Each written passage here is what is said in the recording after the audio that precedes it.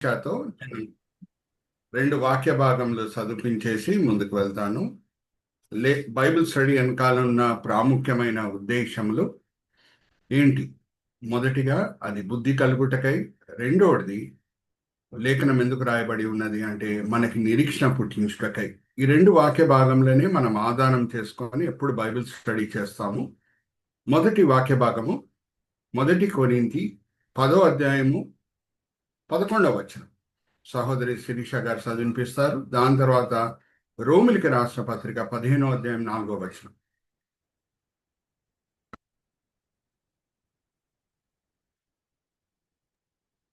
ఈ సంగతులు దృష్టాంతరములుగా వారికి సంభవించి యుగాంతమందున మనకు బుద్ధి కలుగుటకై వ్రాయబడెను. ఎందుకు లేఖనం రాయబడేను? బుద్ధి కలుగుటకై. రెండో కారణం ఏంటి? రోమిలికి రాష్ట్ర పత్రిక 15వ అధ్యాయం 4వ వచనం.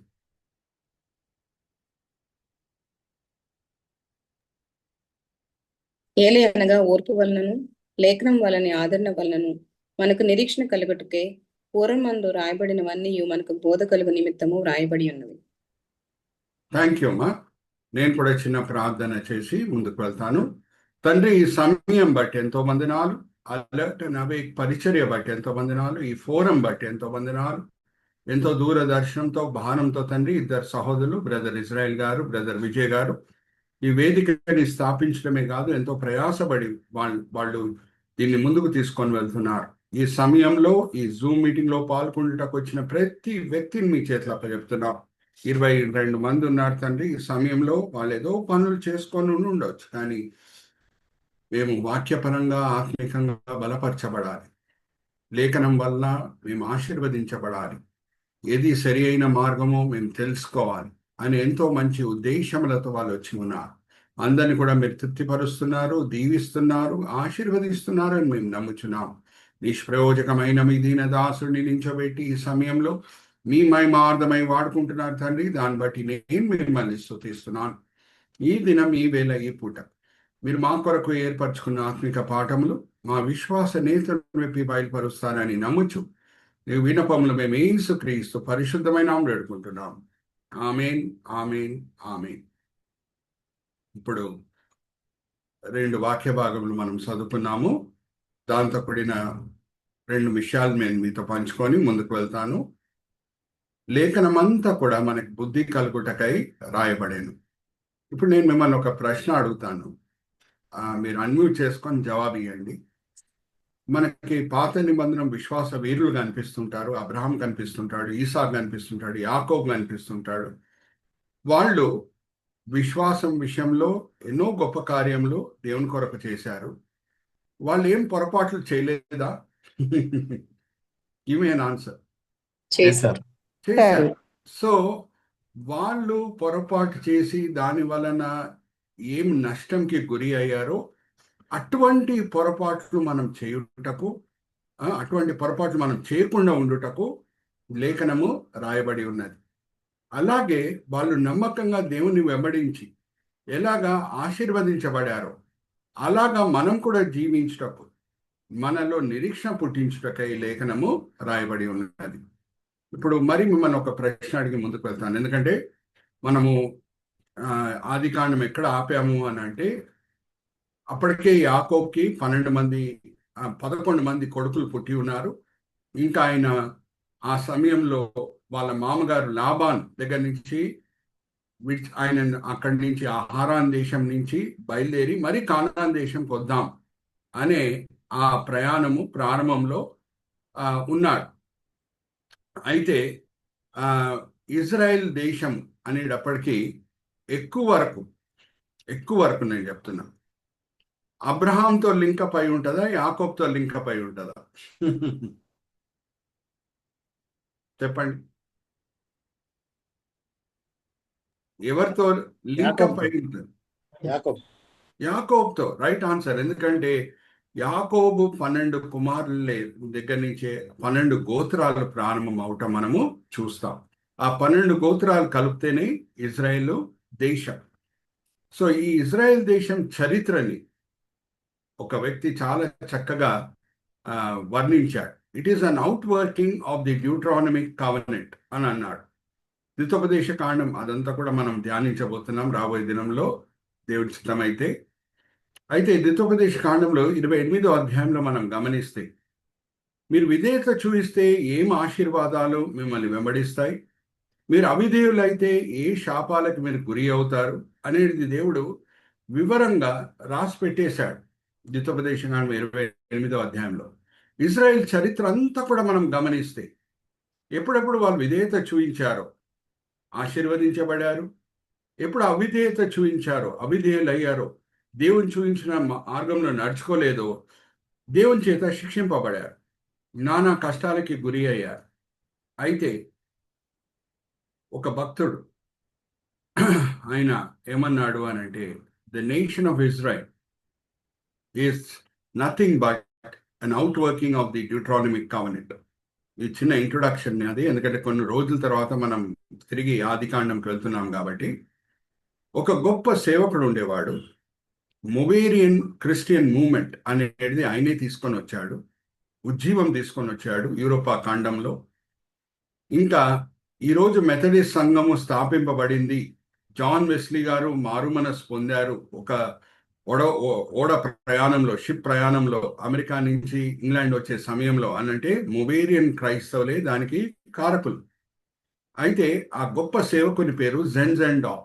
ఆయన పేరేంటి? జెన్జెండాఫ్. ఆయనని స్వీడన్ దేశం రాజు, ఆయన నాస్తికుడు, ఆ స్వీడన్ దేశం రాజు నాస్తికుడు, ఒకసారి పిలిపించాడు ఆయన రాజభవనంకి. ఈయన భక్తి గల సేవకుడు, అధికారులకి లోబడాలి, వాళ్ళని సన్మానించాలి, వాళ్ళకి హానర్ ఇవ్వాలి, రెస్పెక్ట్ ఇవ్వాలి అనే అన్ని విషయాలు తెలుసు కాబట్టి రాజుగారు పిలిచారు అని వెళ్ళాడు.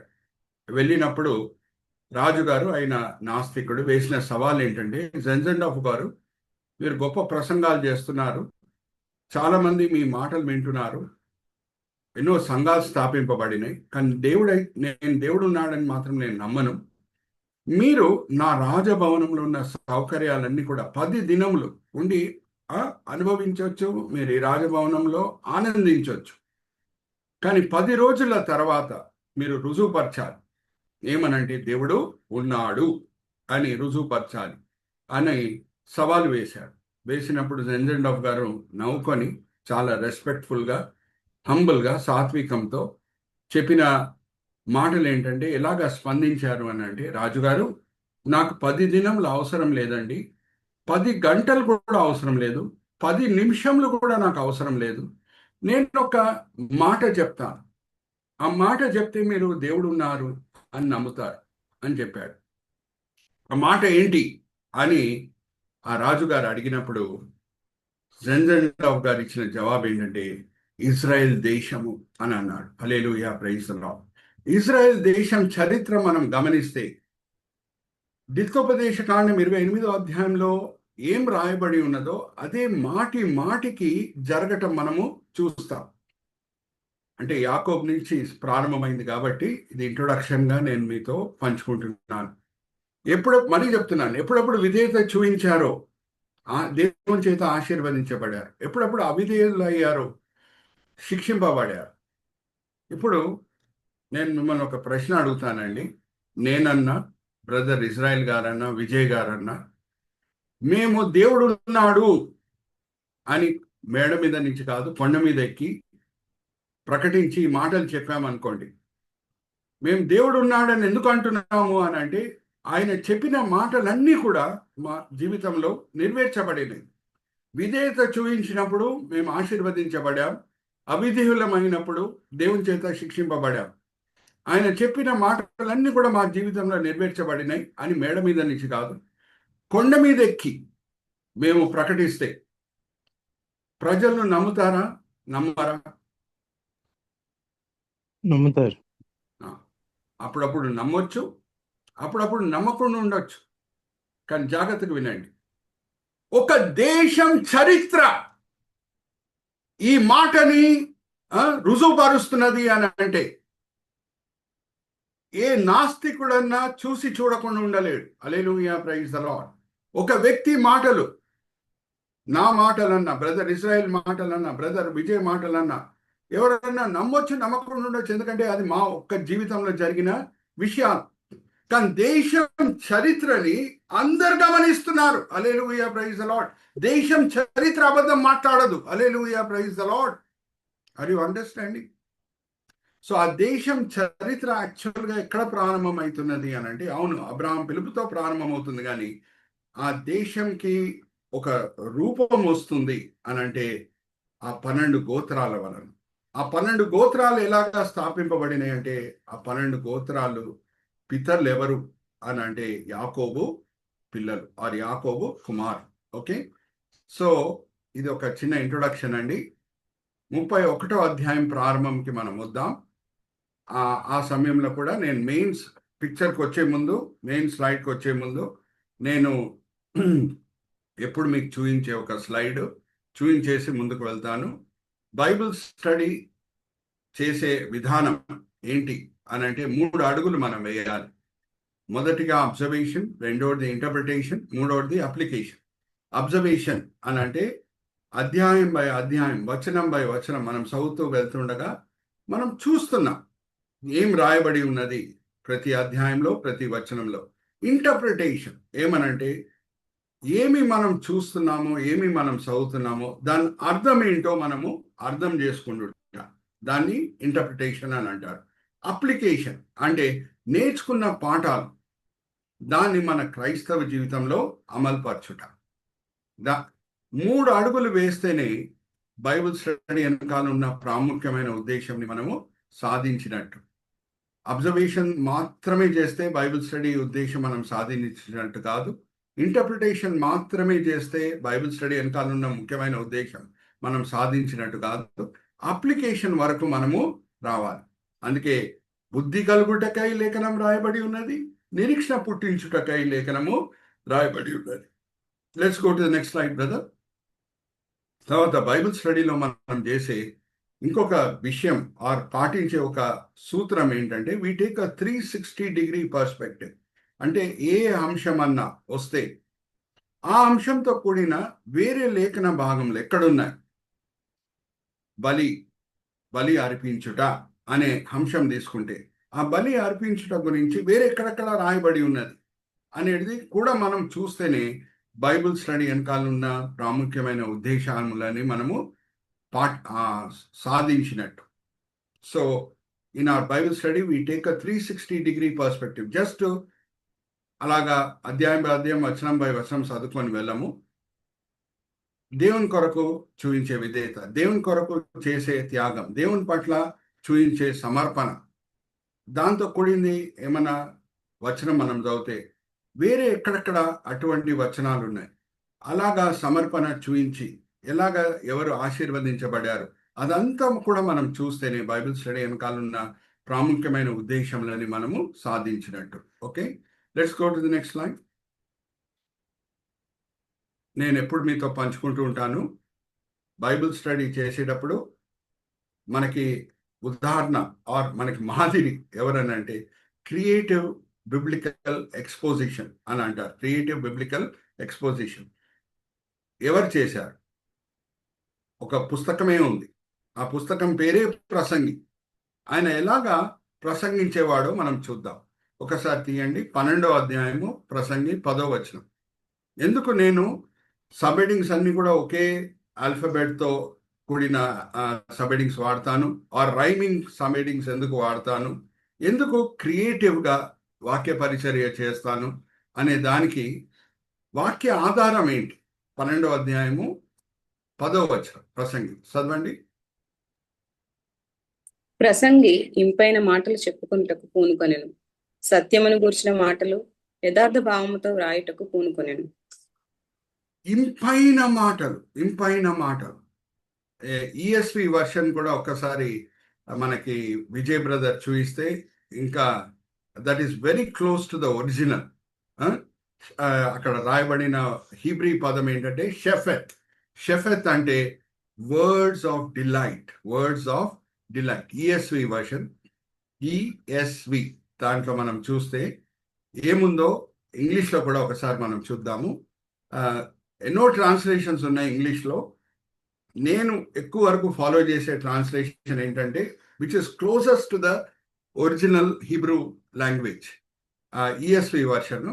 దాంట్లో ఎక్లీసియాస్టిస్ చాప్టర్ 12 verse 10 ఇప్పుడు బ్రదర్ మనకు చూపిస్తున్నారు చూడండి. ప్రసంగి 12వ అధ్యాయం 10వ వచనము. హీబ్రీ భాషలో ఏ పదం వాడబడింది అని అంటే షెఫెత్. షెఫెత్ అంటే ఏంటి ఇక్కడ చూడండి. I will read it out verbatim. Preachers sought to find words of delight, and uprightly wrote words of truth. Words of delight. ఇప్పుడు నేను మిమ్మల్ని సింపుల్ ఒక ప్రశ్న అడుగుతానండి. ఒక మంచి రిసెప్షన్ ప్రోగ్రామ్కి మనం వెళ్ళాం. ఓకే, మన బంధువులన్నా మిత్రులన్నా వెడ్డింగ్ ఫంక్షన్కి మనల్ని పిలిచారు. ఆ సంతోషంలో పాల్గొనడానికి మనం వెళ్ళాం. ఏదో మంచి గిఫ్ట్ ఇవ్వాలని మనం కోరుకున్నాం. ఆ గిఫ్ట్ అనుకుందాం రైస్ కుక్కరే అనుకుందాం. రైస్ కుక్కర్ చాలా విలువైంది. ఒక కొత్తగా పెళ్లి చేసుకున్న వాళ్ళకి అది చాలా ఉపయోగకరమైనది కూడా. రైస్ కుక్కర్ని ఉన్నట్టు ఇస్తే ఎస్, దాని కొరకు ఎంతో ఖర్చు పెట్టినట్టు ఇస్తే అది బాగుంటుందా, లేకపోతే దాన్ని మంచిగా ప్యాకేజ్ చేసి కలర్ రిబ్బన్తో వ్రాపప్ చేసి ఇస్తే బాగుంటుందా? మీరే చెప్పండి. మంచిగా ప్యాకేజ్ చేసి ఇస్తే బాగుంటుంది. ఎస్, విలువైందే రైస్ కుక్కర్, కానీ ఎలాగిస్తున్నా? Are we packaging it properly? God's word is sweeter than honey. దేవుని వాక్యము చుంటే తేనె దానికంటే మధురమైనది. కానీ దాన్ని ఎలాగా మనము ప్యాకేజ్ చేసి ప్రజెంట్ చేస్తున్నాం, దాని మీద చాలా వరకు వినే వాళ్ళ హృదయం మీద వాక్యం ఎలాగా ప్రభావితం అవుతుందో ఆధారం పడి ఉంటుంది. అందుకే నేను ఇప్పటివరకు మీరు గమనించి ఉండొచ్చు, కొంచెం మంది అయితే కొన్ని సంవత్సరాలుగా ఈ బైబిల్ స్టడీలో పాల్గొంటున్నారు. I always use words of delight. ఇక్కడ చూడండి 31వ అధ్యాయంలో నేను వాడే సబెడింగ్స్ అన్ని కూడా సీతో కూడిన సబెడింగ్స్.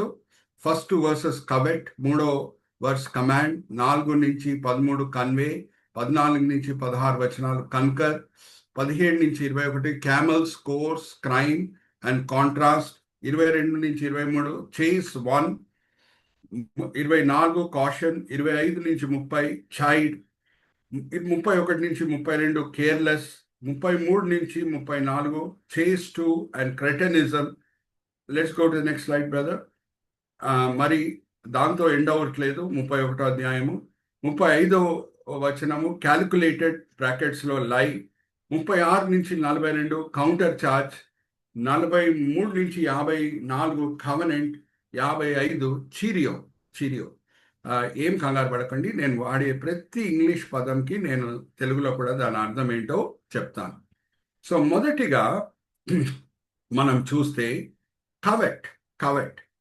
ఇప్పుడు Vijay brother, you need not show this slide, you can show all of us generally. మిమ్మల్ని ఒక ప్రశ్న అడుగుతాను. ప్రశ్న ఏంటంటే మొదటిగా హత్యకి కారణం ఏమైంది? What was the reason for Cain killing Abel? అసూయ. Very good. ఏబెల్ దగ్గర ఉంది ఏదో, అది కేన్ దగ్గర లేదు.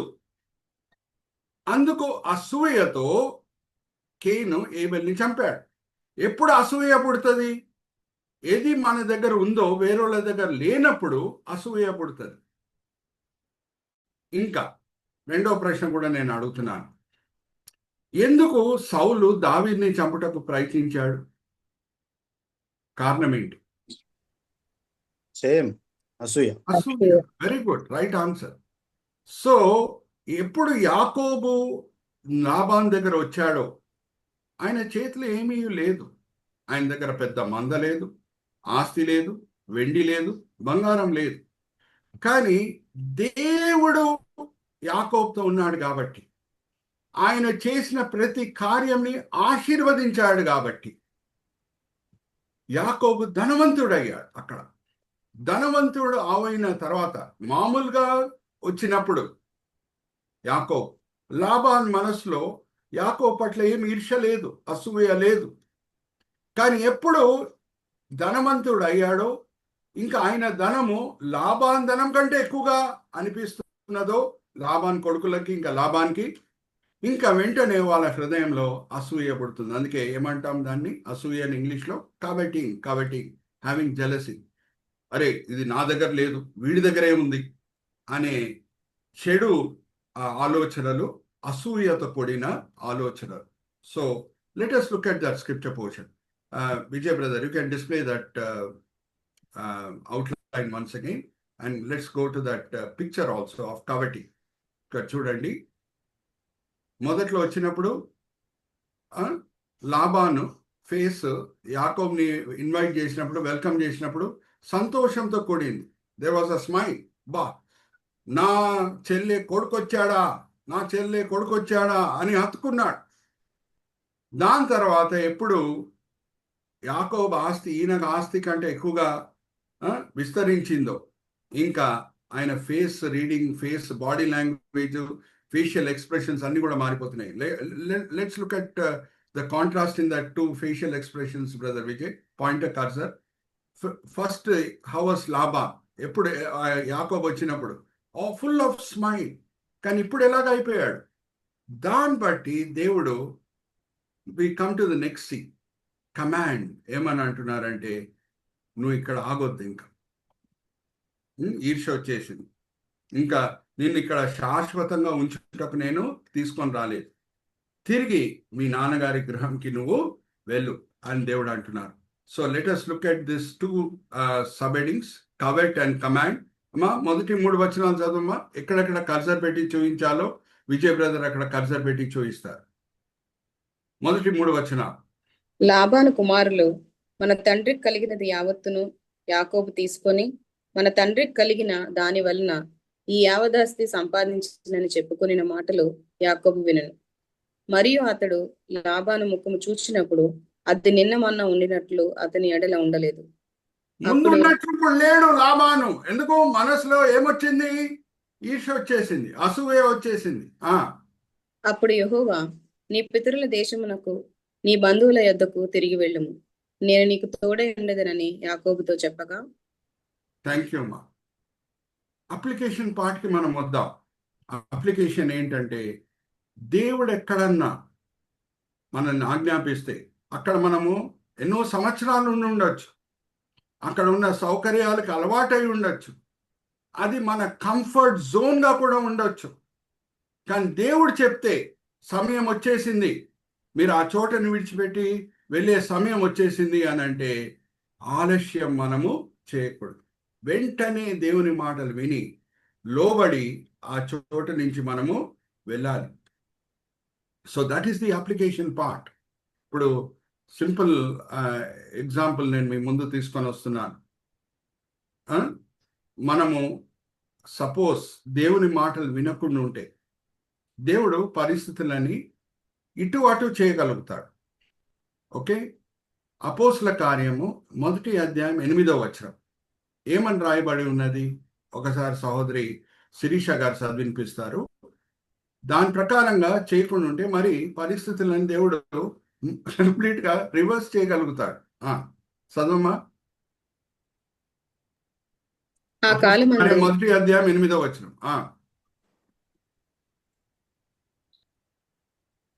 అయినను పరిశుద్ధాత్మ మీ మీదకి వచ్చినప్పుడు మీరు శక్తి నొందెదరు గనక మీరు యెరూషలేములోను యూదే సమరయ దేశములంతటను భూదిగంతముల వరకును ఈ మాట చెప్పి వారు చూచుచుండగా ఆయన ఆరోహణమైంది. పరిశుద్ధాత్మ దేవుడు మిమ్మల్ని అభిషేకించిన తర్వాత సువార్త బోధించడం మీరు యెరూషలేములో ప్రారంభం చేయండి. దాని తర్వాత యూదియా ప్రాంతం అంతా, తర్వాత సమేరియా, తర్వాత గలీలీ, దాని తర్వాత భూ అంతంకి మీరు వెళ్ళండి అని దేవుడు ఆజ్ఞాపించాడు. కానీ అపోస్తల కార్యం 1వ అధ్యాయం నుంచి 7వ అధ్యాయం వరకు మనం చదివితే మార్పులు పొందిన యూదులు, క్రైస్తవులుగా మార్చబడిన యూదులు ఒక్క అడుగు కూడా యెరూషలేము నుంచి బయట వేయట్లేదు, వెళ్ళి వేరొలకు సువార్త చెప్పట్లేదు. వాళ్ళు ప్రభు చేత ఆశీర్వదించబడారు, అనేక ఆత్మిక మేలు పొందుతున్నారు. సో ఎవరు ఆత్మిక మేలు దేవుని చేత పొందుతున్నారో వాళ్ళు వేరొళ్ళకి ఆ ప్రభు గురించి చెప్పాలి. వేరొళ్ళు కూడా ఆత్మిక మేలు పొందాలి కదా. మనము ఎప్పుడు సువార్త బోధిస్తున్నామో క్రైస్తవ జనసంఖ్యను పెంచుకోవడానికి కాదు, మనం ఎలాగ దేవుని చేత ఆశీర్వదించబడామో, ఆయన ప్రేమను ఎలాగ రుచి చూస్తున్నామో, ఆయన నమ్మకత్వం ఎలాగ అనుభవిస్తున్నామో వేరేళ్ళు కూడా అనుభవించాలని మనం చెప్పాలి. సో మొదటి 7 అధ్యాయాల్లో మనం గమనిస్తే ఒక్క అడుగు కూడా యెరూషలేం బయట వాళ్ళు వేయట్లేదు. సో మిమ్మల్ని అడుగుతున్నా, అన్మ్యూట్ చేసుకొని నాకు జవాబు ఇవ్వండి. 1:8 యాక్ట్స్ 1:8 ఓకే. 1:8 ని రివర్స్ చేస్తే ఏమొస్తుంది? 8:1. గట్టిగా చెప్పండి. 8:1. 8:1 వస్తుంది. 1:8 ని రివర్స్ చేస్తే 8:1 వస్తుంది. ఏమైంది? చదవండి అమ్మా. అపోస్తల కార్యం 8వ అధ్యాయం 1వ వచనం. ఆ కాలమందు యెరూషలేములోని సంఘమునకు గొప్ప హింస కలిగినందున అపోస్తలులు తప్ప అందరూ యూదయ సమరయ దేశం నందంతా చెదిరిపోయారు. ఇప్పుడు 4వ వచనంకి వచ్చేమా. కాబట్టి చెదిరిపోయిన వారు సువార్త వాక్యమును ప్రకటించుచు సంచారము చేసిరి. చెదిరిపోయిరి కాబట్టి ఇప్పుడు సువార్త ప్రకటిస్తున్నారు వేరే ప్రాంతాల్లో. హల్లెలూయా, ప్రైజ్ ది లార్డ్. ఇప్పుడు నేను సూటిగా మిమ్మల్ని ఒక ప్రశ్న అడుగుతాను. అదే అపోస్తల కార్యం 1వ అధ్యాయం 8వ వచనంలో ప్రభువారు ఎలాగ ఆజ్ఞాపించాడో దాని ప్రకారంగానే వాళ్ళు జీవించుంటే, చెప్పిన ప్రకారంగానే ఈ శ్రమలు వచ్చే ముందే వాళ్ళు గలీలియాలో సమేరియాలో వెళ్ళి వాక్య పరిచర్య చేస్తుంటే ఈ శ్రమలు వచ్చేవా? No. No, because they were not obedient. 1:8 became 8:1. And now look at the effect. ఆ పర్సిక్యూషన్ వలన, ఆ శ్రమల వలన, చెదిరిపోయటం వలన ఎక్కడెక్కడ వెళ్ళారో అక్కడంతా కూడా సువార్త బోధిస్తూ వాళ్ళు వెళ్తున్నారు. లేకపోతే అక్కడ సువార్త వెళ్ళేదే కాదు. ఇంకా let's go further down. Acts chapter 11 verse 19 చదవమా. అంతియోకు సంఘం స్థాపింపబడింది అనేది మనకు తెలుసు. కానీ ఎలాగ స్థాపింపబడిందో అక్కడే అంతియోకు సంఘంలోనే మొదటిసారి శిష్యులకి క్రైస్తవులు అనే పేరు వచ్చింది. సో మనం ఒక విషయం బట్టి అతిశయించాలి అని అంటే అంత్యోకులో సంఘం స్థాపించబడింది కాబట్టి క్రైస్తవులు అనే పదమే వచ్చింది. ఓకే, సో అది ఎలాగొచ్చింది? యాక్ట్స్ చాప్టర్ 11 verse 19 చదవమా. అక్కడి నుంచి కొంచెం ముందుకు వెళ్ళు, 19తో ప్రారంభం చేసి. స్టెఫెను విషయంలో కలిగిన శ్రమను బట్టి చెదిరిపోయిన వారు యూదులకు తప్ప మరి ఎవరికి వాక్యం బోధింపక ఫెనికే, కుప్ర, అంతియొక్క ప్రదేశముల వరకు సంచరించిరి. కుప్రియులు కొందరును కురేనీయులు కొందరును వారిలో ఉండిరి. వీరు అంతియొక్కకు వచ్చి గ్రీసు దేశపు వారితో మాట్లాడుచు ప్రభువైన యేసును గూర్చిన సువార్త ప్రకటించిరి. ప్రభు హస్తము వారికి తోడయుండెను గనుక నమ్మిన వారు అనేకులు ప్రభువు తట్టు తిరిగిరి. హల్లెలూయా, ప్రైజ్ ది లార్డ్. అంతియోకులో సంఘం స్థాపింపబడింది ఎవరి వలన? ఇక్కడి నుంచి చెదిరిపోయి అక్కడ వెళ్ళిన వాళ్ళ వలన. అయితే 26వ వచనంకి వచ్చేమా. Very key verse. From where did that term Christians emerge? చూద్దాం. వారు కలిసి 1 సంవత్సరం అంతయు సంఘములో ఉండి బహుజనులకు వాక్యమును బోధించిరి. మొట్టమొదట అంతియొక్కలో శిష్యులు క్రైస్తవులు అనబడిరి. హల్లెలూయా, ప్రైజ్ ది లార్డ్. ఎక్కడ ఉన్నారు అక్కడ హల్లెలూయా చెప్పండి. సో దేవుడు ఆజ్ఞాపించినప్పుడు మనం వెంటనే అక్కడి నుంచి బయలుదేరాలి. సమయం వచ్చేసింది, మీరు మూవ్ అవ్వండి అని అంటే వెంటనే మూవ్ అవ్వాలి. మూవ్ అవ్వకుండా ఉంటే మరి నానా కష్టాలకి మనం గురి అవుతాం. ఇంకా మనం చదువుకోబోతున్నాం. యాకోబు చేసిన ప్రమాణం ఏంటంటే, ఆయన వాళ్ళ అన్నయ్య దగ్గర నుంచి పారిపోయి వచ్చే సమయంలో, హారాన్ దేశంకి వెళ్ళే సమయంలో బేతేల్లో దేవుడు ఆయనకి ఒక కలలో కనిపించినప్పుడు, సురక్షితంగా దేవుడు నన్ను బేతేల్కి తీసుకొని వస్తే మరి నేను ఇక్కడ ఒక బలిపీఠం కట్టి దేవుని ఆరాధిస్తాను అని మాట ఇచ్చాడు యాకోబు. కానీ మాట నిలబెట్టుకున్నాడా? మాట నిలబెట్టుకోకుండా ఉంటే ఏమేమి కష్టాలకైనా గురి అయ్యాడు. అవన్నీ కూడా మనము చూడబోతున్నాం. So when God says go, if you don't go then you are inviting problems. కానీ ఇక్కడ మాత్రము దేవుడు చెప్పంగానే ఇంకా లాబాను దేశం నిన్ను విడిచిపెట్టి వెళ్ళు, హారాన్ దేశం నిన్ను విడిచిపెట్టి వెళ్ళు అని చెప్పగానే ఇక్కడ మాత్రం యాకోబు విధేయత చూపించడం మనకి కనిపిస్తుంది. Let's go to the next slide brother. ఆయన ఇంటి వాళ్ళ దగ్గర, భార్యల దగ్గర ఆయన మనసులో ఆయన తీసుకున్న నిర్ణయం, దేవుడు ఆయనకు చూపించిన దారి, దేవుడు ఆయనకి ఏం ఆజ్ఞాపించాడో అది పంచుకుంటున్నాడు. ఇక్కడ చూడండి, మనం ఏ పిక్చర్ వాడుతున్నాం? ఒక మీటింగ్ పిక్చర్ వాడుతున్నాం. మీటింగ్లో we arrive at a consensus, we cannot unilaterally decide. మిమ్మల్ని అడుగుతున్న ఒక ప్రశ్న, యూనిలాటరల్గా మనం డిసైడ్ చేస్తే మీటింగ్ అవసరమా? మనమే నిర్ణయాలు ఒక్కరమే తీసుకుంటే మీటింగ్ అవసరమా? అవసరం లేదు. అవసరం లేదు. So when we have a meeting, it is to decide unitedly. భార్య భర్త కలిసి మెలిసి ఏ విషయంలన్నా నిర్ణయించాలి. భర్త మాత్రమే ఒక నిర్ణయం తీసుకుంటే వీలు కాదు, భార్య మాత్రమే ఒక నిర్ణయం తీసుకుంటే వీలు కాదు. అందరం కలిసి, I'm coming to the application part.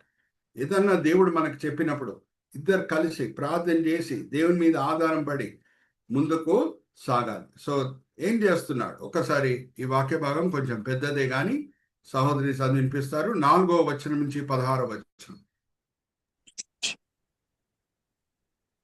యాకోబు పొలములో తన మంద యొద్ద రాహేలును లేయాను పిలువనంపి వారితో ఇట్లనెను, మీ తండ్రి కటాక్షము నిన్న మొన్న నా మీద ఉండినట్లు ఇప్పుడు నా మీద నుండలేదని నాకు కనబడుచున్నది. అయితే నా తండ్రి యొక్క దేవుడు నాకు తోడై ఉన్నాడు. నా తండ్రికి నా యావచ్చక్తితో కొలువు చేసి మీకు తెలిసే ఉన్నది. మీ తండ్రి నన్ను మోసపుచ్చి 10 మార్లు నా జీతం మార్చెను. ఆయనను దేవుడు అతని నాకు హాని చేయనివ్వలేదు. అతడు పొడలు గలవి నీ జీతం మగునని చెప్పిన ఎడల అప్పుడు మందలన్నీ పొడలు గల పిల్లలు నేనెను. చారలు గలవి నీ జీతం మగునని చెప్పిన ఎడల అప్పుడు మందలన్నీ చారలు గల పిల్లలను ఈనెను. అట్లు దేవుడు మీ తండ్రి పశువును తీసి నాకు ఇచ్చెను. మందలు చూలు కట్టు కాలమున నేను స్వప్నమందు కన్నులెత్తి చూడగా గొర్రెలను దాటు పొట్టేళ్లు చారులైనను పొడలైనను మచ్చలైనను గలవై ఉండెను. మరియు ఆ స్వప్నమందు దేవుని దూత యాకోబు అని నన్ను పిలవగా చిత్తం ప్రభువా అని చెప్పితిని. అప్పుడు ఆయన, నీ కన్నులెత్తి చూడుము, గొర్రెలను దాటుచున్న పొట్టేళ్లన్నయు చారులైనను పొడలైనను మచ్చలనైనను గలవి. ఏలైనగా లాబాను నీకు కీడు చేయుచున్నది యావత్తు చూచితిని. నీవెక్కడ స్తంభం మీద నూనె పోసితివో, ఎక్కడ నాకు మొక్కుబడి చేసితివో ఆ బేతేలు దేవుడను నేనే.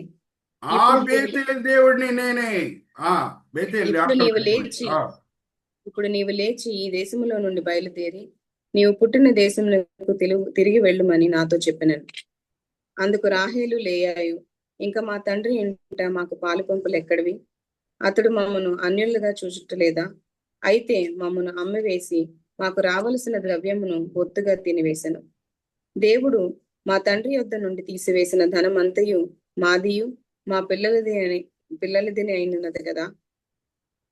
కాబట్టి దేవుడు నీకు చెప్పినట్లెల్లా చేయుమని అతనికి ఉత్తరం ఇయ్యగా. థ్యాంక్ యూ మా.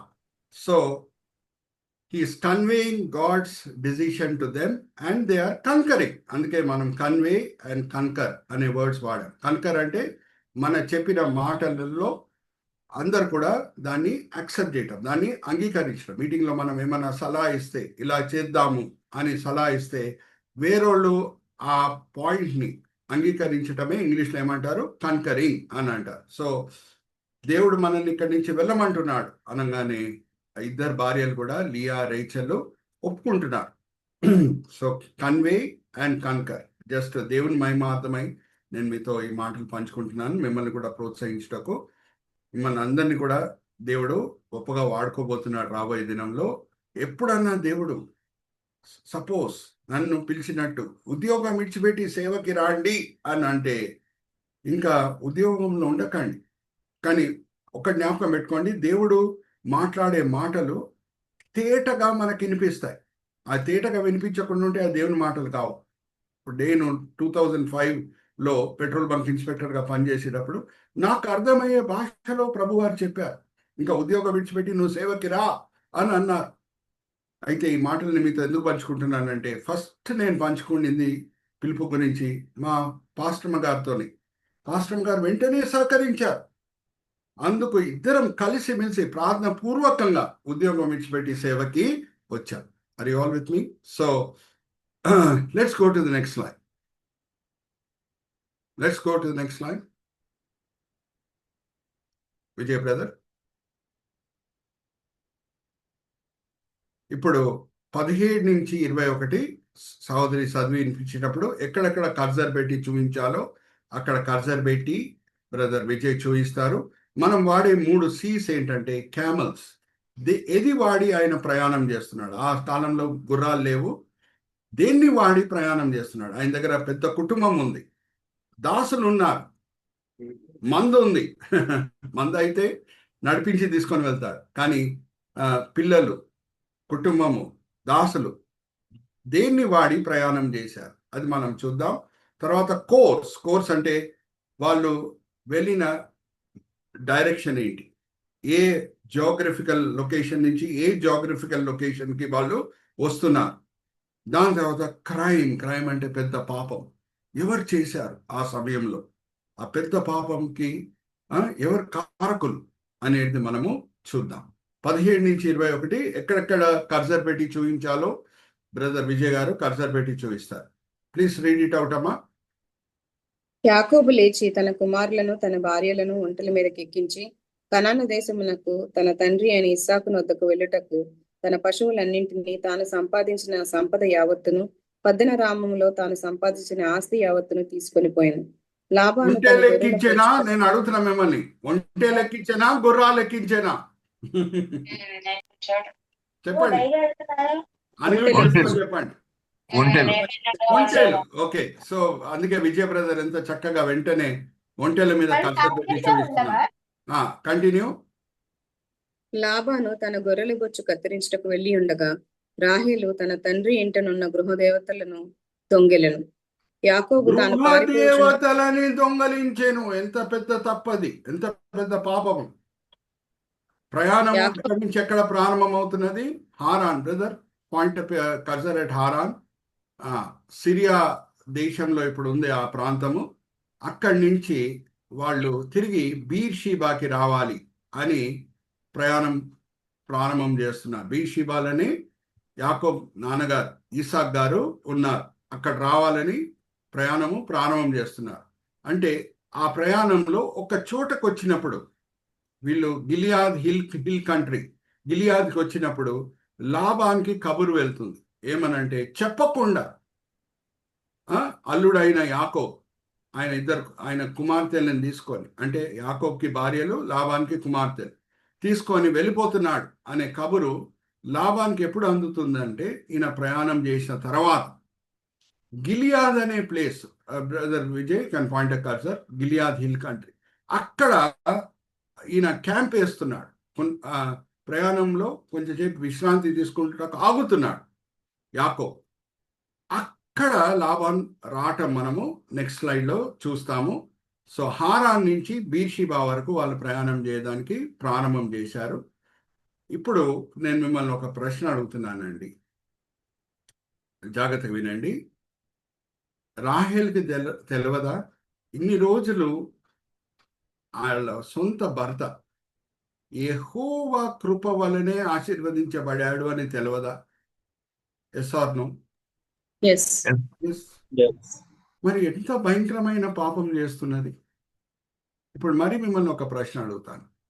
ఈ రాహేలు వాగ్దాన దేశంకి వచ్చి పాలు తేను ప్రవహించే దేశంలో ఉండి సుఖించుటకు అధికారం ఉందా? ఆమెకి అర్హత ఉందా? లేదు. అందుకు మనము నెక్స్ట్ చాప్టర్స్కి వచ్చినప్పుడు ఎలాగా ఆమె దారిలోనే చనిపోతుంది అదంతా కూడా మనము చూడబోతున్నాం. అంతకీ ఈమెకేం తెలియదు అని అంటే వేరే విషయం. సమీపంగా యాకోబ్కి సమీపంగా ఉండి గమనించింది, యెహోవా దేవుడు కృపచేతనే నా భర్త వర్ధిల్లాడు, ఒట్టి చేతులతో వచ్చాడు హారాన్కి. యెహోవా దేవుడు నిజమైన దేవుడు ఆయనతో పాటు ఉన్నాడు కాబట్టే ఆయన వర్ధిల్లాడు. అంతయు సమీపంగా చూసి మరి విగ్రహాలను తీసుకొని ఈ విగ్రహాలే నన్ను దీవించాలి అని ఆమె ప్రయాణం చేస్తున్నారు. చూడండి, మరి ఆమెకి కానాన్ దేశం వెళ్ళి పాలు తేను ప్రవహించే దేశంలో సుఖించటకు ఆమె అర్హత లేదు. అందుకే మనం నెక్స్ట్ అధ్యాయానికి మనం వచ్చినప్పుడు మనం చూస్తాము ఏమవుతుందో రాహేల్ పట్ల. ఎలాగా దేవుడు ఒక శాపం అనేది యాకోబు నోటి నుంచే ఎలాగా ఆ శాపం వచ్చేటట్లు చేస్తున్నాడు, అదంతా కూడా మనము చూడబోతున్నాం. Okay, so the 3 C's which we have seen in verses 17 to 21, camels, course and crime. Okay, let's go to the next slide, brother. Contrast word మనం నేను ముందే చెప్పాను కదా, ఏమనంటే we take a 360-degree perspective. అంటే ఇటువంటి సందర్భాలు, ఇటువంటి సంఘటనలు లేఖనంలో వేరెక్కడన్నా కూడా ఉన్నాయా, దీనికి ఎగ్జాక్ట్గా ఆపోజిట్ ఉన్నాయా అనేది కూడా మనము చూడాలి. అప్పుడే 360-degree పర్స్పెక్టివ్ బైబిల్ స్టడీలో తీసుకోవటము మనం కంప్లీట్ చేసినట్టు. ఇప్పుడు మిమ్మల్ని ఒక ప్రశ్న అడుగుతున్నాను. మోషే ఐగుప్తు నుంచి పారిపోయిన తర్వాత 40 సంవత్సరాలు మిదియాన్ దేశంలో ఉన్నాడు. ఎక్కడున్నాడు? మిదియాన్ దేశంలో ఉన్నాడు మోషే. అయితే అక్కడ ఆయనకి షెల్టర్ ఇచ్చింది ఎవరు? ఆయనకి పెళ్లి చేసి ఇచ్చింది ఎవరు? వాళ్ళ మామగారు. ఆయన పేరు జేత్రో. ఆయన పేరేంటి? జేత్రో. అయితే ఒక్క దినం వస్తుంది, దేవుడు మోషేని కూడా ఆజ్ఞాపించుట, నువ్వు ఇప్పుడు మీ మామగారు ఇల్లు ఇడిచిపెట్టి, మిదియాన్ దేశం ఇడిచిపెట్టి మరి నువ్వు ఐగుప్తుకి వెళ్ళు, నా ప్రజల వైపున నువ్వు వాదించు, ఫారోతో విడుదల సంపాదించు, దాని తర్వాత నా ప్రజలని నువ్వు కానాన్ దేశంకి తీసుకొని వెళ్ళు అని దేవుడు ఎలాగ మోషేని ఆజ్ఞాపించాడో అదంతా కూడా మనకు తెలుసు. How the lord spoke to Moses in the burning bush. వెంటనే అది కూడా లివింగ్ ఇస్ కంఫర్ట్ జోన్. వెంటనే దేవుని మాటలకి లోబడి భార్య కూడా ఒప్పుకుంటుంది వెళ్దాము అని.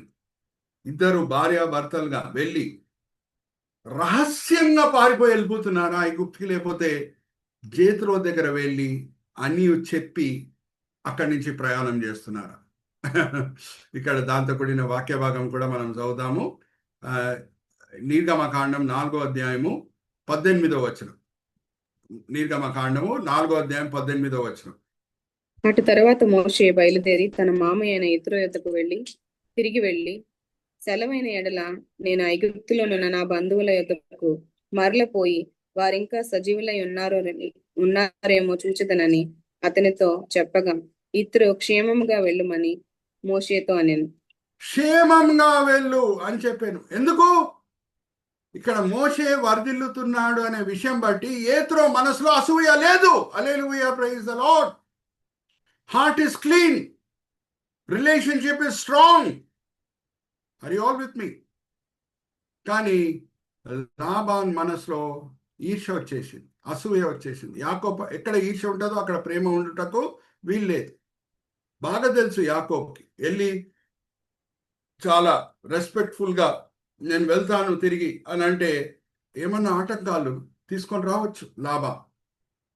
అందుకే ఆయన పారిపోవటం జరుగుతున్నది. ఇక్కడ relationship is very good between father in law and the son in law. So what we are using to cover this subject? Contrast. అంటే ఎగ్జాక్ట్లీ ఆపోజిట్ మనకు కనిపిస్తుంది. ఇక్కడ కూడా ఇంకొక భక్తుడు, ఇంకొక విశ్వాస వీరుడు ఆయన మామయ్య ఇల్లు విడిచిపెట్టే వస్తున్నాడు, కానీ ఆయన విడిచిపెట్టే విధానము వేరు, యాకోబు విడిచిపెట్టి వచ్చిన విధానము వేరు. ఎందుకు? ఇక్కడ father in law mother in law మధ్యన, ఫాదర్ ఇన్ లా ఇంకా సన్ ఇన్ లా మధ్యన రిలేషన్షిప్ బాగుంది. అక్కడ ఫాదర్ ఇన్ లా మనసులో అసూయ వచ్చేసింది. Are you all with me? So ఒక్కటి మనం జ్ఞాపకం పెట్టుకోవాలి, అదేంటంటే మనం కూడా ఎక్కడున్నా సరే, ఉద్యోగంలో ఉన్నా సరే, ఈవెన్ పరిచర్యలో ఉన్నా సరే, మన తర్వాత వచ్చిన వాళ్ళు సేవకే అనుకుందాం, మనకంట ముందు వెళ్ళిపోతుంటే, మనకంట వాళ్ళ పరిచర్య విస్తరిస్తుంటే, వర్ధిల్లుతుంటే అసూయ మనం తెచ్చుకోకూడదు. Hallelujah, praise the lord. Are you all with me? ఇప్పుడు యేసుక్రీస్తు ప్రభు వారి శత్రువులు ఎవరండి? ఆయన పరిచర్య వర్ధిల్లే సమయంలో, ఆ సమయంలో ఉన్న సమాజంలో ఉన్న భయంకరమైన పాపుల, నేరస్తుల, హంతకుల, వేశ్యల, సుంకర్ల, లేకపోతే తోడు సేవకుల? అడుగుతున్నా మిమ్మల్ని. Who were the biggest enemies of our Lord Jesus Christ when his popularity was becoming higher and higher? తోడు సేవకుల లేకపోతే సమాజంలో ఉన్న నేరస్తుల? తోడు సేవకులు. తోడు సేవకులు. చూడండి, so we should always remember this. మన తర్వాత వచ్చిన వాళ్ళు కూడా సేవకి సేవలో మనకంట యంగ్గా ఉన్న వాళ్ళు కూడా, మీలో కొంచెం మంది సేవకులు అవ్వబోతున్నారు. సో ఒకటి మనం జ్ఞాపకం పెట్టుకోవాలి, మనం ఎప్పుడు లాభాన్ గుంపులో ఉండకూడదు, కానీ జేత్రో గుంపులో మనము ఉండాలి. మరీ చెప్తున్నా, లాభాన్ గుంపులో మనం ఉండకూడదు, కానీ జేత్రో గుంపులో మనము ఉండాలి. సో ఏ సేవకుడు అన్నా మన తర్వాత వచ్చినా సరే సేవలు ఆయన వర్ధిల్లుతున్నాడు అని అంటే హల్లెలూయా, ప్రైజ్ ది లార్డ్ చెప్పాలి, ఆయన కొరకు ప్రార్థన చేయాలి. ఈర్ష తెచ్చుకుంటే మనకి దేవుని మధ్య ఉన్న సంబంధము తెగిపోతుంది. మనకి దేవుని మధ్య ఉన్న సంబంధం ఎక్కడ ఈర్ష ఉంటుందో, అడుగుతున్న మిమ్మల్ని సూటిగా ఒక ప్రశ్న, ఎక్కడ ఈర్షకి మనం చోటిస్తామో అక్కడ పరిశుద్ధాత్మ సన్నిధి ఉంటుందా? Give me an answer. ఉండదు. క్రైస్తవునికి ఉన్న అన్నిటికంటే గొప్ప ధన్యనిధి ఏంటి? దేవునితో ఉన్న సరి అయిన సంబంధం, పరిశుద్ధాత్మ సన్నిధి. అది అన్నిటికంటే గొప్ప ధన్యనిధి. సో ఎవరన్నా మనకంటే ముందు వెళ్ళిపోతున్నారు అని అంటే హల్లెలూయా, ప్రైజ్ ది లార్డ్ అని చెప్పాలి. ఈర్ష తెచ్చుకుంటే మనకి దేవుని మధ్య ఉన్న సంబంధము తెగిపోతుంది. అన్నిటికంటే గొప్ప ధన్యనిధి ఏంటి? క్రైస్తవానికి దేవునితో ఉన్న సరి అయిన సంబంధం. ఆ సరి అయిన సంబంధంని మనం ఎప్పుడు కూడా పోగొట్టుకోకూడదు. ఏ నష్టం కలిగినా సరే, ఎవరు మనకంట ముందు వెళ్ళిపోయినా సరే, దాన్ని మనం కాచి కాపాడుకోవాలి. మనం జేత్రో గుంపులోనే ఉండాలి, కానీ లాభాన్ గుంపులు ఎప్పుడు ఉండకూడదు.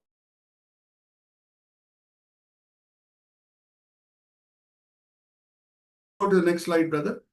You are learning the application part. Okay. ఇంకా చేస్ చేయటం స్టార్ట్ చేస్తున్నాడు. ఏం చేస్తున్నాడు? లాభాను చేస్ చేయటం స్టార్ట్ చేస్తున్నాడు. ఒకసారి చదవమ్మా, 22-23. అప్పటికి గిలియాద్ దగ్గర వీళ్ళు వచ్చినప్పుడు లెఫ్ట్ సైడ్ పిక్చర్ చూడండి. లాభానికి న్యూస్ వచ్చేస్తుంది. ఆయన కింద పనిచేసే దాసులు వచ్చి చెప్తున్నారు, యాకోబు చెప్పకుండా ప్రయాణం చేసి వెళ్ళిపోతున్నాడు అని కబురిస్తున్నారు. సో వెంటనే లాభాన్ చేసింది ఏంటి? ఒకసారి 22-23 చదవమ్మా. యాకోబు పారిపోయినని 3వ దినమున లాబానుకు తెలుపబడెను. అతడు తన బంధువులను వెంట పెట్టుకొని 7 దినముల ప్రయాణం అంత దూరము అతను తరుముకొని పోయి గిలాదు కొండ మీద అతన్ని కలుసుకొనెను. తరుముకొని పోయాను. Started chasing him. అయితే let's go to the next line. 24వ వచనం, ఇది చాలా ముఖ్యమైనది. లాబాన్ దగ్గర వచ్చేస్తున్నాడు యాకోబు దగ్గర. ఆ సమయంలో కాపుదలగా భద్రతకున్న దేవుడు, వెనకాల నుంచి వచ్చే ఆపదల నుంచి మనల్ని కాపాడే దేవుడు లాబాన్కి కనిపించి ఏం చెప్పాడో మనం చూద్దాం. మా 24వ వచనం చదవమ్మా. ఆ రాత్రి స్వప్నమందు దేవుడు సిరియావాడైన లాబాను వద్దకు వచ్చి, నువ్వు యాకోబుతో మంచి గాని చెడ్డ గాని పలుకము, జాగ్రత్త సుమి అని అతనితో చెప్పాను. ఇంకా చదవమ్మా, నెక్స్ట్ వర్స్. లాబాను యాకోబును కలుసుకొనెను. యాకోబు తన గుడారం. బ్రదర్ విజయ్ గారు కూడా నేను ఈ మాటలు ఇంగ్లీష్ లో చదివేటప్పుడు కర్సర్ పెట్టి చూపిస్తారు.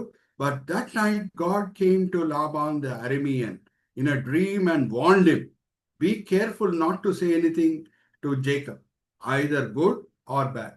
నువ్వు ఆయనని ఆశీర్వదించొద్దు, అలాగే శపించకూడదు. నువ్వు ఆశీర్వదించకుండా ఉంటే పర్వాలేదు, కానీ శపించకూడదు అని వార్నింగ్ ఇస్తున్నాడు. ఇది చాలా ముఖ్యమైన పాయింట్. 2025లో కూడా మనకి లభిస్తుంది.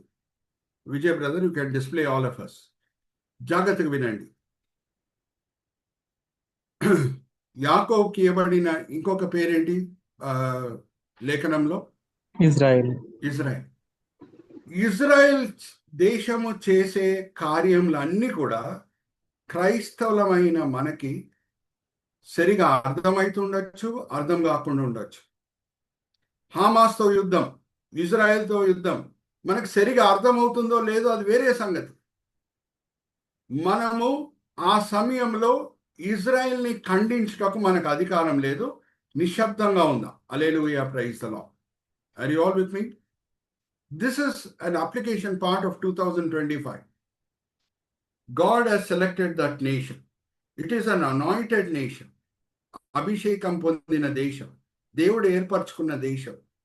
కొన్ని కార్యములు మనకు అర్థమవుతుందో అర్థం కాదు. వాళ్ళు ఏమైనా తప్పు చేస్తే దేవుడు వాళ్ళని చూసుకుంటారు, దేవుడు వాళ్ళని సరిదిద్దుతారు. కానీ ఇజ్రాయెల్కి విరోధంగా ఏమైనా మాట్లాడితే అది ఆల్మోస్ట్ దేవదూషణకి equal. Are you all with me? That is the lesson to be learn for us in 2025. ఇప్పుడు ఒక వాక్య భాగం నేను చూపించేసి ఈ దినం బైబిల్ స్టడీ నేను ముగిస్తాను.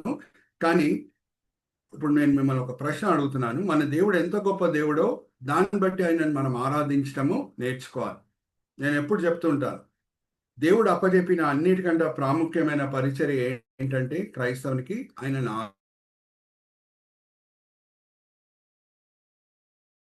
కుమరించిన దీవెనలు బట్టి ఆయనను ఆరాధించడం మంచిదే. కానీ అన్నిటికంటే శ్రేష్టమైన ఆరాధన ఏమై ఉన్నదంటే మన దేవుడు ఏమై ఉన్నాడో దాన్ని బట్టి ఆయనను ఆరాధించడం మనము నేర్చుకోవాలి. ఆయనలో ఉన్న ప్రత్యేకమైన గుణముల బట్టి ఆయనను ఆరాధించడం మనము నేర్చుకోవాలి. ఆయనలో ఉన్న అనేక గుణముల్లో ఇంగ్లీష్లో చెప్తున్నాను, 3 ఓమ్నీలు ఉంటాయి. ఓమ్నిషియంట్ గాడ్, చూచుచున్న దేవుడు. ఓమ్నిపోటెంట్ గాడ్, సర్వశక్తి దేవుడు. ఓమ్ని ప్రెసెంట్ గాడ్, అన్ని చోట్ల ఉన్న దేవుడు. సో ఓమ్నిషియంట్ గాడ్, అన్నీ చూచుచున్న దేవుడు, అన్నీ తెలుసున్న దేవుడు.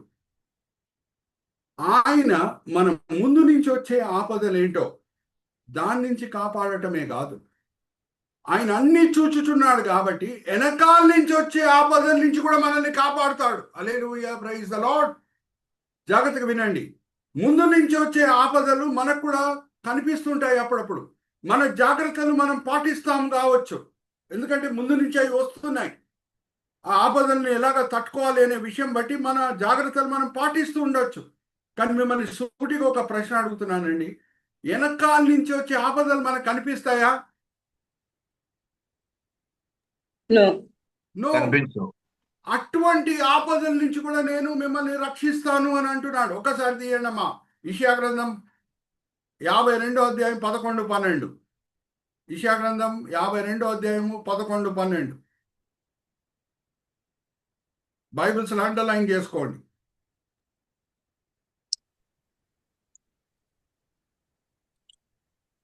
పోవడి అచ్చటి నుండి వెళ్ళుడి, పవిత్రమైన దేనిని ముట్టకుడి, దాని యొద్ద నుండి తొలగిపోవుడి. యెహోవా సేవోపకరణములను మోయవారులారా, మిమ్మును మీరు పవిత్రపరచుకోండి. మీరు త్వరపడి బయలుదేరరు, పారిపోవు రీతిగా వెళ్ళరు. యెహోవా మీ ముందర నడుచును, ఇశ్రాయేలు దేవుడు మీ సైన్యపు వెనుకటి భాగమును కావలి కాయును. వెనకటి భాగంని కావలి కాయును. హల్లెలూయా, ప్రైజ్ ది లార్డ్. వెనకాల నుంచి వచ్చే ఆపదలు మనకు కనిపించవు. వెనకాల నుంచి వచ్చే ఆపదల నుంచి కూడా దేవుడు మనల్ని కాచి కాపాడుతాడు. వెనకాల ఉన్న సైన్యంని కూడా ఆయన ఏం చేస్తాడంట, ఆయన కావలి కాయును. నేనేం చెప్పాను, వి టేక్ 360 డిగ్రీ పర్స్పెక్టివ్ అని చెప్పాను, అవునా? వేరే రిలేటెడ్ బైబిల్ పోర్షన్స్ని కూడా మనం టచ్ చేస్తాం. ఎస్తేర్ గ్రంథంకి వస్తే హామాన్ ఒక భయంకరమైన ప్లాన్ వేశాడు. సహోదరి శిరీష, ఎస్తేర్ గ్రంథం 5వ అధ్యాయం చివరి 2 వచనాలు చదువుతారు.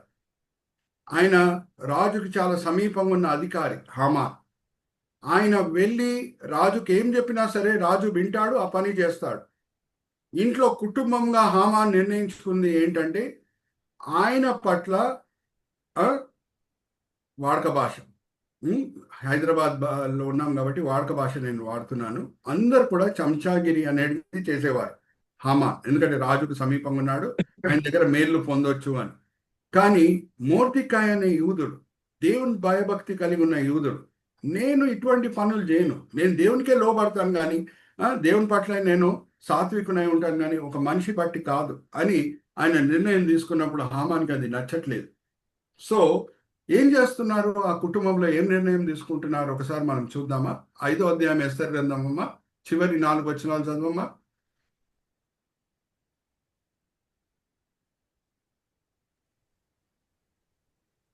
ఎస్తేర్ గ్రంథం 5వ అధ్యాయం చివరి 4 వచనాలు.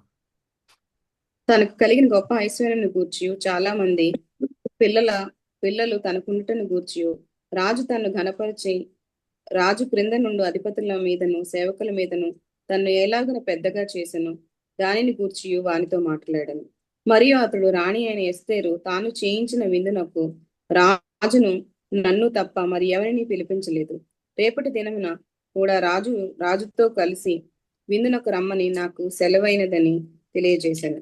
అయితే యూదుడైన మొర్దెకై రాజగుమ్మమున కూర్చునిండుట నేను చూసినంత కాలము ఆ పదవి అంతటి వలన నాకు ప్రయోజనమేమీ లేదని అతడు చెప్పగా, అతని భార్య అయిన జెరెషును అతని స్నేహితులందరూ 50 మూరలు ఎత్తుగల ఉరికొయ్య చేయించుము. దాని మీద మొర్దెకై ఉరి తీయింపబడినట్లు రేపు నీవు రాజుతో మనవి చేయము. తర్వాత నీవు సంతోషముగా రాజుతో కూడా విందునకు పోదువు అని అతనితో చెప్పిరి. ఈ సంగతి హామానునకు యుక్తముగా కనబడినందున అతడు ఉరికొయ్య ఒకటి సిద్ధము చేయించింది. ఉరికోయి కూడా సిద్ధపరిచేశాడు. ఇప్పుడు రాజు దగ్గర వెళ్ళి చెప్పాలంతే. ఆ ఉరికోయలో ఎవరిని ఉరి తీయాలి? మొర్దెకాయిని. ఇప్పుడు 6వ అధ్యాయం 1-3 వచనాలు చదవమ్మా. ఆ రాత్రి నిద్ర పట్టకపోయినందున రాజ్యపు సమాచార గ్రంథము తెమ్మని రాజు ఆజ్ఞయ్యగా అది రాజు ఎదుట చదివి వినిపింపబడెను. ద్వారపాలకుడైన బిగ్దాను తెరేషు అను రాజు యొక్క 2 నపుంసకులు రాజైన అహష్వేరోషు చంప ప్రయత్నించిన సంగతి మొర్దెకై తెలిపినట్లు అందులో వ్రాయబడి ఉండెను. రాజు ఆ సంగతి విని ఇందు నిమిత్తము మొర్దెకైకి బహుమతి ఏదైనను ఘనత ఏదైనను చేయబడినా అని అడుగగా రాజు సేవకులు అతనికేమీ చేయబడలేదని ప్రత్యుత్తరమిచ్చిరి. అప్పుడు ఆవరణములో ఎవరున్నారని రాజుతో చెప్పాను. అప్పటికి హామాను తాను చేయించిన ఉరికొయ్య మీద మొర్దెకైకి ఉరి తీయింప సెలవిమ్మని రాజుతో మనవి చేయుటకే రాజనగర్ యొక్క ఆవరణములోనికి వచ్చి ఉండెను. రాజు సేవకులు ఏలినవాడా చిత్తగించుము, హామాను ఆవరణములో నిలిచి ఉన్నాడని రాజుతో చెప్పగా రాజు అతని రానీయుడని సెలవిచ్చినందున హామాను రాజుకి రాజు దగ్గర మనవి చేయుటకు పెద్ద ఉరికొయ్యి నేను తయారు చేశాను, ఎత్తైనది, దాంట్లో మొర్దెకైని ఉరి తీయాలి అని చెప్పుటకు వచ్చి ఉన్నాడు. ఇప్పుడు ఏం జరుగుతుందో డ్రామా చూద్దాం. రాజు కనపరిచిన అపేక్షించిన వాణిని ఏమి చేయవలనని రాజు అతని అడుగగా హామాను నన్ను గాక మరి ఎవరిని రాజు కనపరిచిన అపేక్షించనని తనలో తాను అనుకొని రాజుతో ఇట్లనే, ఎంత ఈగోటిస్టో ఒకసారి చూద్దాం. హామాన్ నా రాజ్యంలో గొప్ప సేవ చేసేటోళ్ళని నేను ఎలాగా సన్మానించాలి అని హామాన్ అడిగినప్పుడు నా గురించి రాజు ఆలోచిస్తున్నాడు. ఎంత ఈగోటిస్ట్ చూడండి. ఈగోటిస్ట్ గురించి ఒక మంచి డెఫినేషన్ ఉంది. ఏమనంటే మీకు కొంచెం నవ్వు రావచ్చు. During the funeral time the egotist feels sad that is not the dead body అంట. అందరూ ఆయన ఆ డెడ్ బాడీ వైపే చూస్తున్నారు, నా వైపు చూడట్లేదు అని కూడా అక్కడ కూడా దుఃఖం కలుగుతుందంట ఈగోటిస్ట్. ఆయన గురించి ఎప్పుడు ఆలోచించుట, ఆయన గురించి ఆలోచిస్తున్నాడు. అమ్మా నన్ను కనపరచుటకే రాజు నిర్ణయించుకున్నాడు. అయితే ఏం సలహా ఇస్తున్నాడమ్మా చదువు.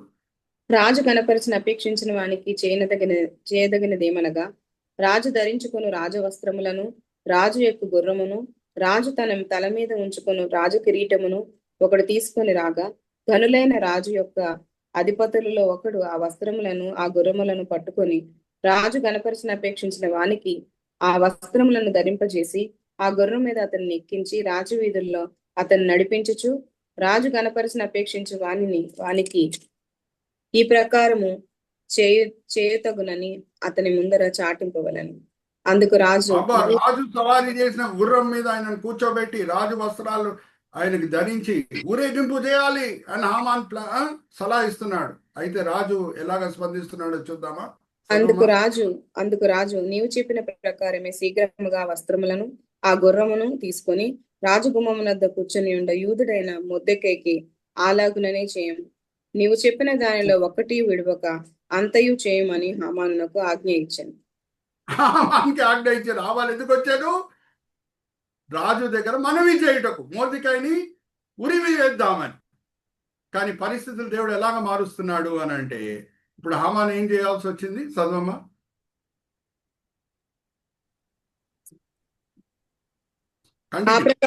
ఆ ప్రకారమే హామాను ఆ వస్త్రములను ఆ గుర్రములను తీసుకొని మొర్దెకైకి ఆ వస్త్రములను ధరింపజేసి ఆ గుర్రం మీద అతన్ని ఎక్కించి రాజు వీధుల్లో అతన్ని నడిపించుచు రాజు కనపరిచిన అపేక్షించిన వానికి ఈ ప్రకారమే చేయతగునని అతని ముందర చాటించింది.